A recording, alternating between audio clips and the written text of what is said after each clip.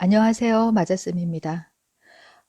제가 드디어 이제 메이저 카드를 강의하는 시간이 됐어요. 근데 제가 요즘에 너무 몸이 안 좋아서 도저히 강의실에서 동영상 촬영을 할 수가 없었습니다.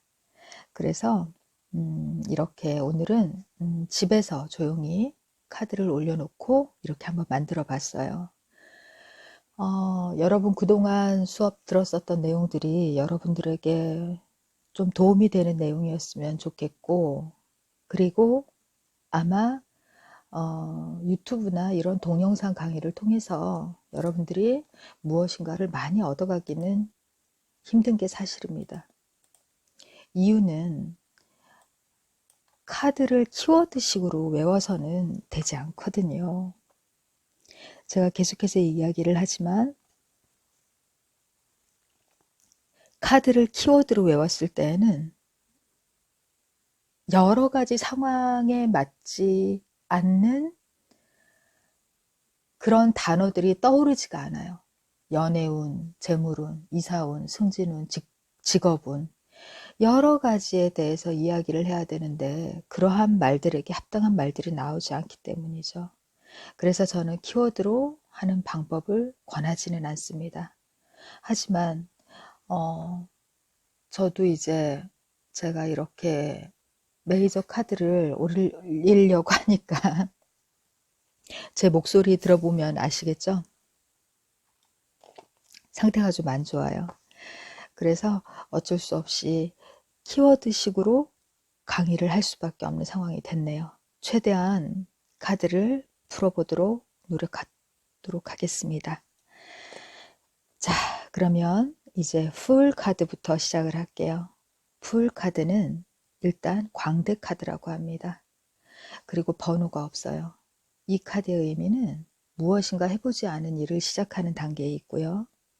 그리고 새로운 세계에 첫 발을 딛고 싶어 하는 설레이는 마음이 나와 있습니다. 이 그림에서 주머니가 보이는데 주머니 안에 완즈컵 스워드 디스크가 담겨 있어요. 이것들은 마이너 카드에서 설명한 그 네 가지의 성향들을 이 사람이 모두 가지고 있는데 공중에 붕 떠 있잖아요. 그렇기 때문에 이 사람은 자기의 재능이 무엇인지, 자기가 어떤 걸 잘할 수 있는지 그런 것들을 모르는 상태라는 거죠. 그래서 세상에 대한 설레이는 마음을 가지고 이제 곧 인생살이를 출발하려고 하는 그러한 과정에 있는 사람을 나타내고 있습니다. 자, 그렇게 카드를 한번 바라보고 자기만의 해석을 한번 해보도록 합니다. 두 번째 마법색 카드는요. 아까 소년과는 다르게 완즈컵 스워드 디스크를 모두 손에 들고 있어요. 그렇죠? 모두 손에 들고 있고 이 사람은 무한대의 에너지를 가지고 있기 때문에 어떤 일이든지 할 수 있는 능력을 갖춘 사람입니다. 이 사람은 능숙하게 일의 흐름이나 상태, 논리, 그리고 어떤 힘이 있는지 그러한 것들을 잘 알고 있는 사람이고요. 그 다음에 내가 궁금한 일에 처해 있을 때 누군가 나에게 도움을 줄 수 있는가? 그때 이 마법사 카드가 있다면 도움을 줄 수 있는 그러한 능력이 있는 사람이다 라고 리딩을 할 수가 있습니다. 카드의 그림을 보고 그림으로 인식을 하시는 게 좋아요. 자, 이제 세 번째 여승 카드가 나옵니다. 여승은 직감이 굉장히 뛰어난 사람이죠. 그리고 여승은 승려의 입장에서 자기의 재물을 구하기보다는 타인을 위해서 사는 삶을 하고 있습니다. 먼저 여승 카드는 자신의 목적을 위해서 과거를 먼저 정리해야 합니다. 그녀가 가지고 있는 둥근 칼은 달을 상징을 하는데요. 정리를 하라는 것을 의미하고 있어요. 그래서 사람들과의 관계, 이러한 것에 연연하지 말고 그냥 내가 주위에 있는 사람들을 둘러보면서 도와줄 수 있는 일을 하면 참 좋을 것 같다라는 생각을 합니다. 최근에 사회복지사라던가 이렇게 도와주는 직업군에서 이러한 여성 여승의 카드가 많이 나오는 것을 알 수 있습니다. 자, 다음 3번 여제 카드를 보도록 하겠습니다. 여제 카드는요, 풍요로운 상황이나 풍요로움을 갈망하는 상태에서 나오는 카드입니다. 여제 주변으로 여러 동물과 꽃들이 있는데요. 이것은 그녀가 소유하고 있는 것들입니다. 내담자 자신이 스스로 자신의 상황을 찾아내야 하고, 타로는 상담자가 맞추는 것이 아니라 내담자가 스스로 자신의 문제를 풀 수 있도록 돕는 역할을 하는 거예요. 그래서 이 카드가 나오면 굉장히 풍요롭고 모든 상황을 자신이 잘 컨트롤해 나가야 하는 입장에 서 있는 엄마와 같은 역할을 할 수 있다라고 생각을 하면 되겠습니다. 자, 이 카드의 별명을 엄마 카드라고 지어보는 것도 좋을 것 같아요. 자, 그 다음 카드를 보도록 하겠습니다. 황제 카드입니다. 이 사람은 고개를 돌리고 있어요. 고개를 돌리고 있는 이유는 굉장히 책임감이 크기 때문이죠. 그래서 새로운 일이라던가 확실하지 않은 일에는 모두 거절의 의사를 표현을 할 수가 있습니다. 황제는 힘과 권력이 있고 자기중심적이며 고집이 있을 수 있어요.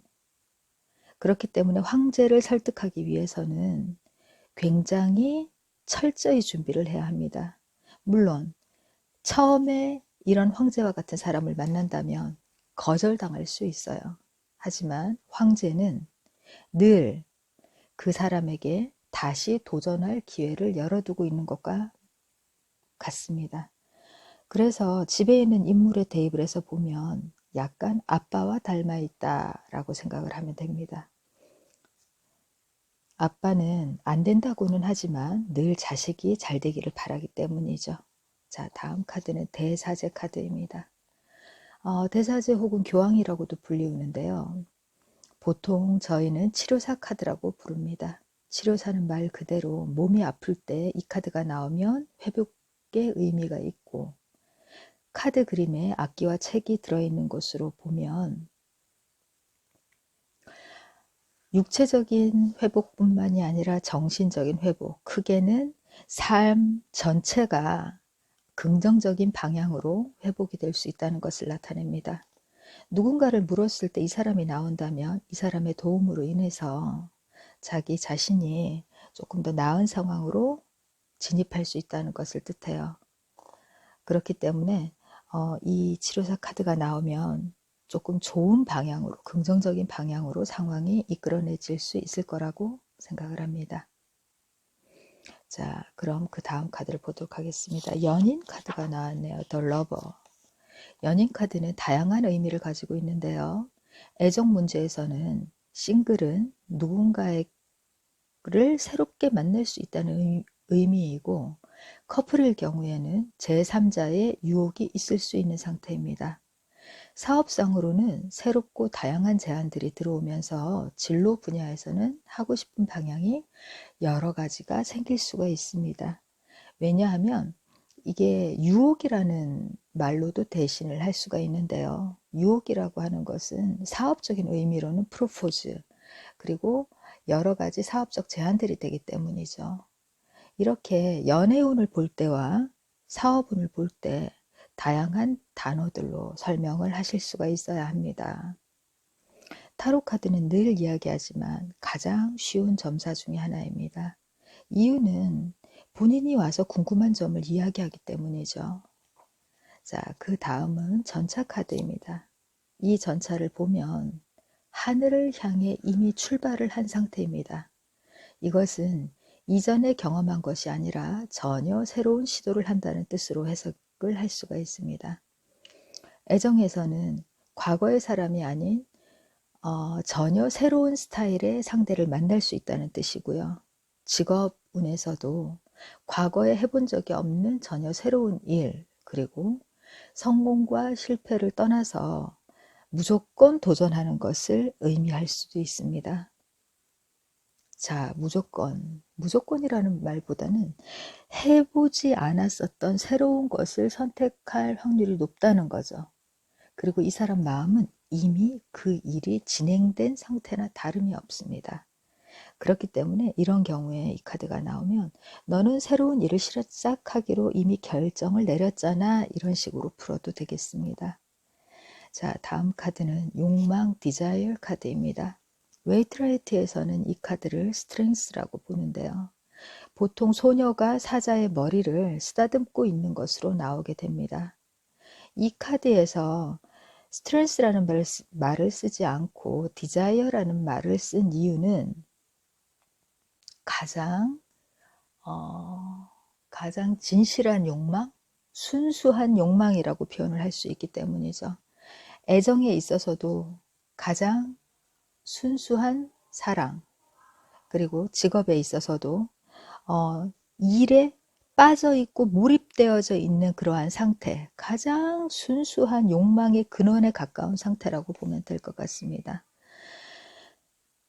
변하는 것이 세상의 이치인데 언제까지 열정적으로 몰입할 수 있을지 저는 이 카드가 나오면 조금 궁금해집니다. 요즘에 저의 상태도 이러한 상태인데요. 자, 그 다음 카드는 은둔자, 더 헐미트 카드입니다.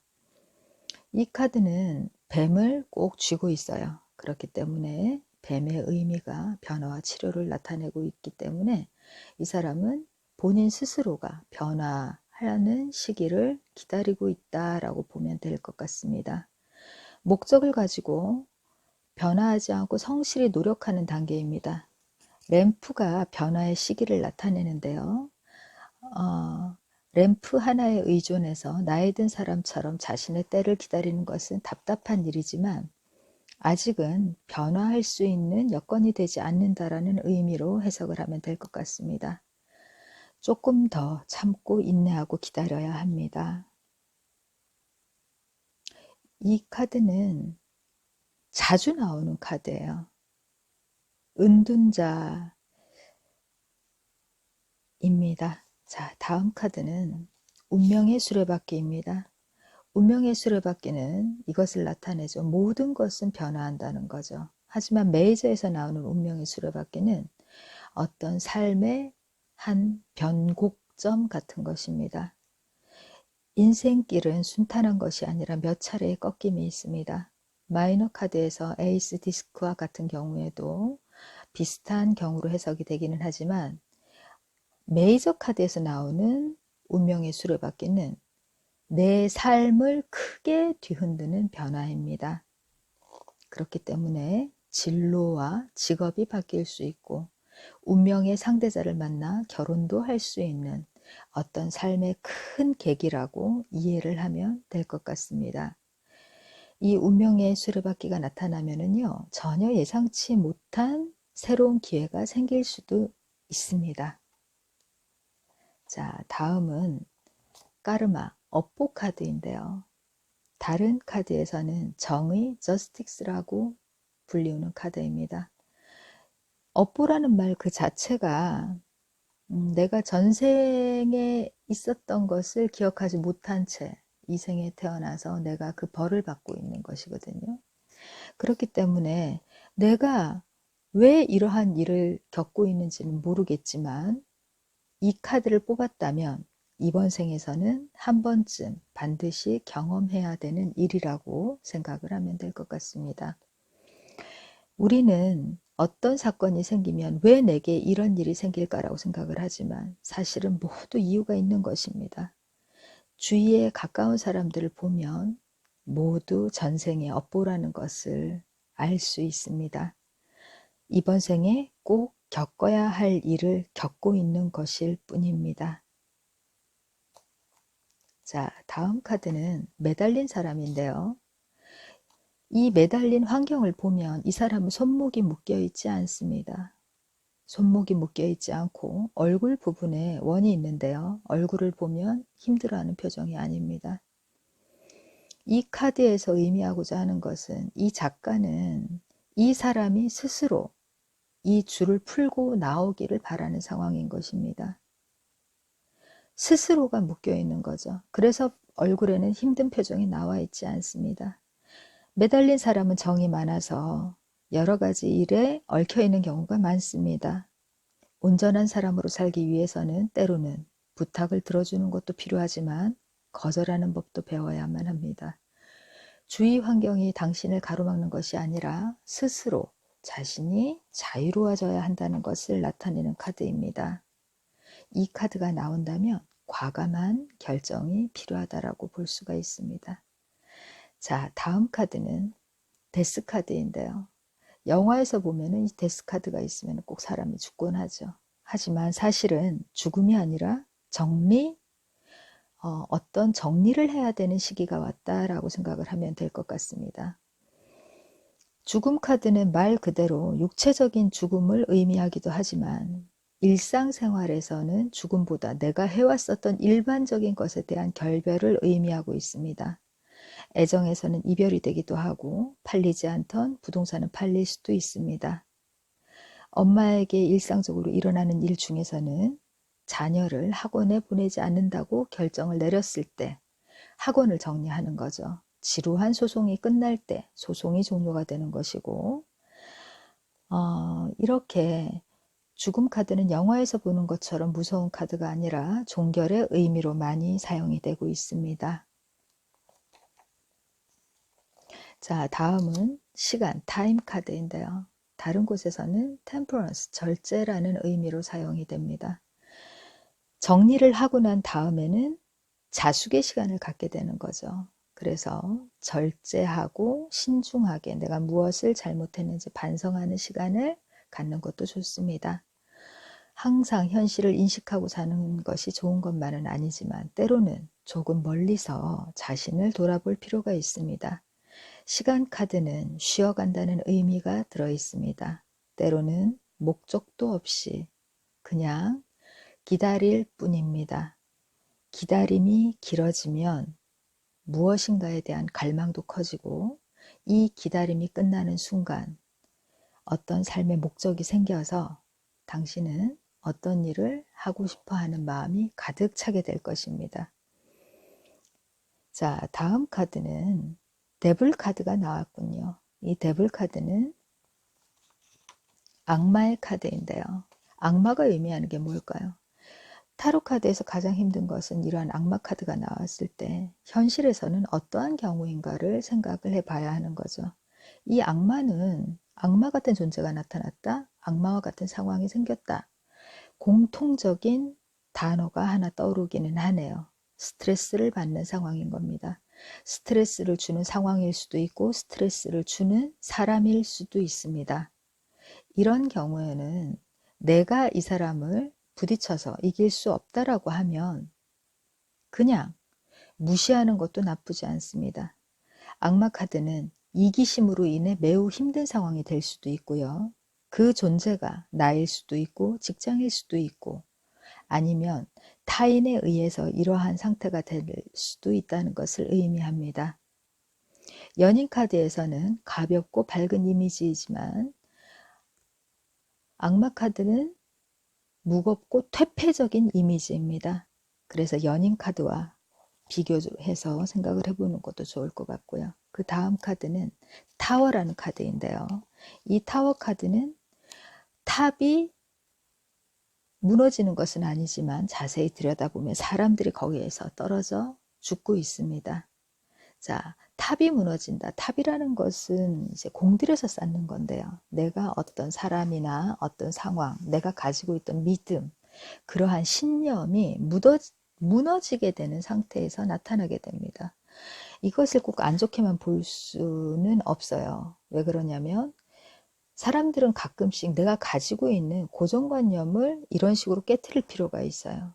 그래서 내가 가지고 있는 고정관념을 깨트리는 문제에 있어서는 이 카드가 굉장히 좋은 카드입니다. 이렇게 무너지고 나면 다시 새로운 환경이 생길 수 있기 때문입니다. 자, 다음 카드는 스타 카드인데요.